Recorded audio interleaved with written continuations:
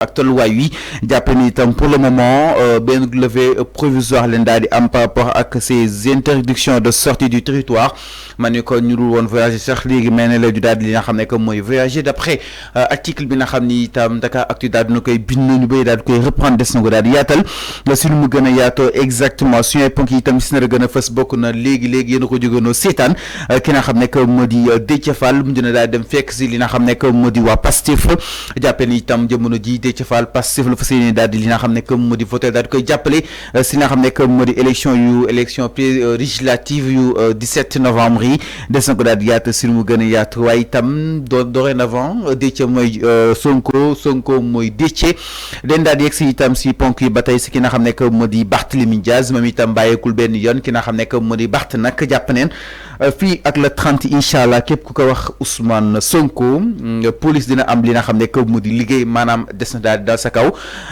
kàddu yu ni mel nag déw mu daal di li nga xam ne que moo di confirmé joxewaat tamit rendez-vous le 30 foofu c'est devant nag li nga xam ne que moo di justement Bakel des na ko daal di yaatali itam si nu mu gën a yaatoo mais tout d'abord da nga koy daal di commencer ak ki nga xam ne que moo di Déthié Fall nag moom mujj nañ ko daal di mujj na daal dem fekk si li nga xam ne que moo di boobu de parti di li nga xam ne que moo di Pastef les patriotes Ousmane Sonko a rappelé que ni nii demul si élection yi si nga xam ne que moo di bannière coalition mais plutôt si daal dema ni si bannière li nga xam ne que moo di justement parti alors Arfan Déthié Fall rejoindre na exactement li nga xam ne que moo di Pastef amaana ni bettu ñu bëri parce que juste après sa rencontre mu organisé benn li nga xam ne que moo di point de presse naka na daal di jàngatee cet acte bi nga xam ni itam Déthié Fall teg na ko allant dans ce sens daal di dem rejoindre exactement Pastef les patriotes. oui damay njëkkee fi nga daanelee mooy bettu lu ñu bëri. comme man sama genre ngir j'avais des informations wax naa la ko fii dëmb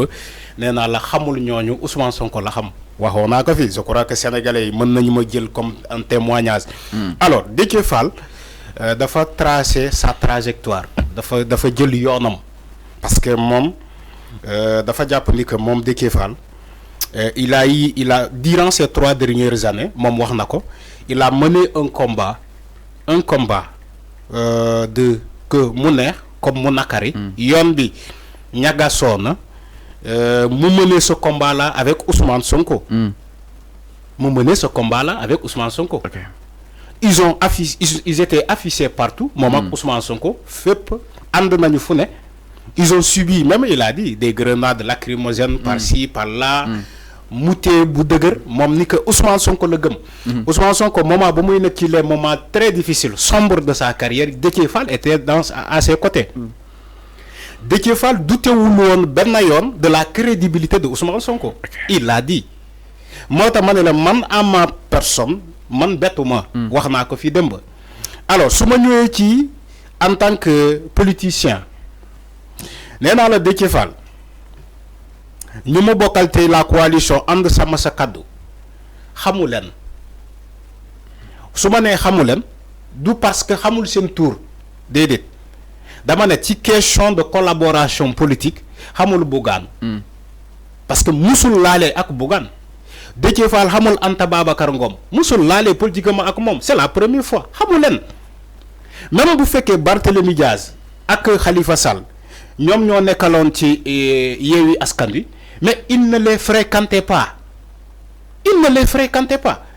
Déthié Fall fréquente mieux Ousmane Sonko que Barthélémy Diaz que Khalifa Sall coalition moo leen boole woon Yewwi Askan Wi ñu nekk ci la conférence des leaders Déthié Fall bokk ci les leaders Khalifa Sall bokk ci les leaders Barthélémy Diaz bokkul woon ci les leaders de Yewwi Askan Wi moo dama ne la boo jëlee politiquement parlant le choix que Déthié Fall a fait aujourd'hui c'est un choix boo xamante ne un choix mérité parce que boo gisee ma ne un choix mérité non ma ñëw boo gisee ma ne la Déthié Fall a fait un choix mérité parce que Déthié Fall a rappelé même les gens ni que moom nekk ba mu nekkoon ci la coalition Sàmm Sa Kàddu il n'était pas à l'aise wax naa ko fii démb il s'affichait pas avec ces gens-là rarement ngay gis Déthié Fall mu ñëw bokk ci seen point de presse parce que il était mal à l'aise moom Déthié Fall pour ñu inviter ko ci Sàmm Sa Kàddu muy ñëw di tirer sur Diomaye di tirer sur Ousmane Sonko en sachant que ñoom ci xolam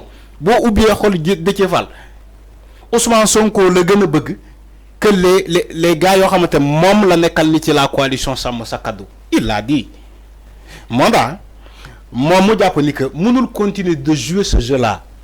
On a vu des politiciens yoo xamante ne dañuy jouer le jeu jusqu'au dernier moment. Alors, mais attends, ba nga fal leen dara. alors ñu war la. alors comme attends gis nañu fi ay politiciens yoo xamante seen jikko mooy dañuy ànd ak yow en sachant que ñoo gëmuñu la nga dem ba fal leen ñu jël seen yoonu bopp. L'exemple patent c'est Barthélémy Dias. ànd na fii ci ànd bu ñu tudd que Yewwi Askan Wi ànd ak Ngor ak Ousmane Sonko ba ñu fal ko mu trahir commencé di tirer sur Ousmane Sonko.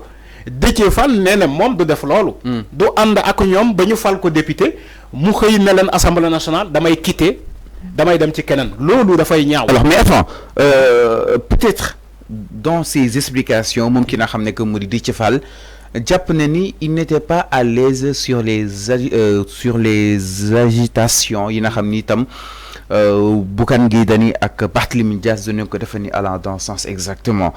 Déthié gis nañ ko muy toog ne sa noppi si li nga xam ne que moo di au sein de la coalition et tant d'autres mënta attaqué ki nga xam ne que moo di le président Bassirou Diomaye ak ki nga xam ne que moo di Ousmane Sonko naka la ko daal di jàngatee est-ce que il a peur justement de s'assumer voilà enfin. Non, il n'a pas peur, il l'a dit. Il était mal à l'aise ci quand il est dans une coalition boo xamante ne dañuy attaquer farouchement Ousmane Sonko moom mu bokk ci coalition boobu mu ne il était mal à l'aise. Maintenant le mieux à faire c'est de démissionner, c'est tout simplement que ça. moom wax na ko nee na même bu gisawuloon ak Ousmane Sonko même bu fekkee seen rencontre moom ak Ousmane Sonko amutoon moom la tendance pense à sa démission moom Déthié Fall il a dit. mais ay waxu politique la. oui bien sûr. mais loolu ay waxu politique la mais ci ay waxu politique lañ koy jugé nag. mais est-ce que ñu noté cette rencontre il aurait démissionné c'est la question. C'est ce qu'il a dit. nee na n'aurait été cette rencontre là moom ak Ousmane Sonko il va démissionner parce que il avait pris cette décision là il était mal en pointe mal à l'aise de se trouver dans une coalition boo xamante ne au jour au lendemain il n'attaquait que Ousmane Sonko te moom Déthié Fall dafa jàpp ni que Ousmane Sonko c'est son frère en politique. C'est son frère en politique. Il pouvait même pas ouvrir sa bouche pour wax lu ñaaw ci Ousmane Sonko c'est ce qu'il a dit.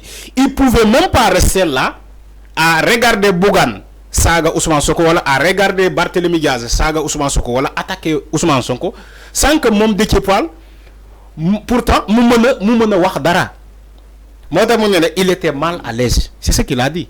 Maintenant si tu es mal à l'aise dans une coalition il faut tout simplement démissionner. Il faut démissionner.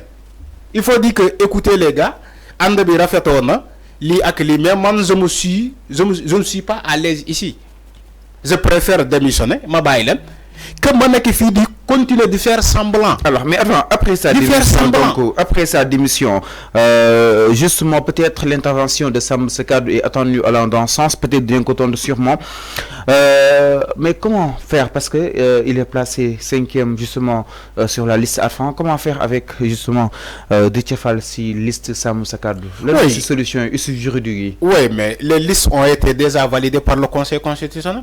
Mënoo modifier les listes. léegi lu ñuy def mooy élection yi bu jàllee bu fekkee dem nañu ba fal ay député moom tout simplement sa place de député dañ koy jël jox ko le suivant sur la liste c'est ça c'est loolu mooy solution bi. mënoo modifier jamono bii ni liste yi. mais comme ni daloon Aminata Touré. oui c'est bëgg a génne Assemblée nationale. exactement mais pourtant dénoncé woon na ko le suivant la manière dont elle a retiré. dama ne le suivant muy ñëw Déthié Fall a démissionné bien avant les élections donc dañuy maintenir sa position dañuy maintenir les listes parce que les listes jamono bii ni mënoo ko modifier les listes ont été déjà validées par le Conseil constitutionnel léegi da ngay xaar élection bu jàllee ñoom ñu xaymaa seen député ñu génnee Déthié Fall parce que il a démissionné le suivant mooy ñëw directement. Donc loolu mooy il faut que ñu wax ko Sénégalais pour ñu comprendre il ne fait plus partie de la coalition Sàmm Sa Kàddu même si tuuram mu ngi fa ci liste yi mënoo ko changer jamono bii nii. Il faut élection am ba ñu paree élection yi ñu xool bu fekkee sa position tax na mu nekk député parce que Déthié Fall est à la 5e position de la liste nationale. de Sàmm Sa Kàddu. 5e position. Maintenant bu fekkee fal nañu ba Sàmm Sa Kàddu yàlla baaxee leen ñu am 5 députés. Déthié Fall on va constater que le député Déthié Fall a démissionné de la liste de Sam Sa Kaddu. Le suivant va venir automatiquement. Alors. Donc loolu foog sénégalais xam ko alors bu ñu ñëwee ci Déthié Fall proprement dit xam nga Déthié Fall seen Fall. c'est clair. nee naa la moom nee na Ousmane Sonko la xam te Ousmane Sonko ànd ak Ousmane Sonko moom Déthié Fall moom foofu la gën a amee mieux à l'aise que muy ànd ak ay nit yoo xamante ne trajectoire politiquement parlant moom xamu leen. Il ne les connaissait pas, il ne les fréquentait pas. Déthié Fall, en dehors de la politique, il fréquente Ousmane Sonko, il l'a dit. Il fréquente Ousmane Sonko en dehors de la politique. Maintenant, il ne peut pas fréquenter Bougane en dehors de la politique parce que amuñu lolo, c'est kuñu lolo. En dehors de cette coalition de Sam Sa Kaddu, moom ak Bougane c'est kuñu dara, moom ak Barthélémy Dias c'est kuñu dara, moom ak Khalifa Sall c'est kuñu dara, moom ak Anta Babacar Ngom c'est kuñu dara, moom ak Thierno Bocoum c'est kuñu dara. Mais en dehors de la politique, par contre, Momak Ousmane Sonko, il s'appelle qui day ñëw këram Déthié Fall dem fële kii dem fële il se fréquente. Alors, c'est clair. Donc moo tax tey moo mu ne comme waxtaan nañu durant ces 3 derniers mois ak Ousmane Sonko. moo tax moom mu toog jàpp jàmburam. Mais il attendait ce moment-là. boo ko dégluwee dans ses explications da ngay xam ni que Déthié Fall attendait ce moment-là. Alors, c'est clair. Il savait que tôt ou tard. Pastef dina ko ñëw réclamer. Il le savait. Alors mi ngi noonu xam na tôt ou tard ni que Pastef dinañu ñëw sa këram dinañu ñëw këram moo tax moom il voulait pas prendre d'autres décisions tellement d'aller aux besognes di defee ko comme Bougane di woo ay point de presse parce que il est frustré di attaquer directement Ousmane Sonko moo tax defoo ko parce que xam na ni moom fu mu jaar ak waa Pastef tôt ou tard Pastef dinañu ñëw këram di ko réclamer. moo tax moom mu teey ci mbiram. Attaquer wu Sonko moment bii nii am nañ sax ñu bëggoon pour Déthié Fall attaquer Sonko mais il l'a pas fait. Alors c'est clair mi ngi noonu. Il l'a pas fait. Alors mi ngi noonu ki nga xam ne que moo di Déthié Fall dem na fekk si ki nga xam ne que moo di Ousmane Sonko alors ñu daal jàllale itam si leneen du côté de la régie alors Arfam damaa bëgg nga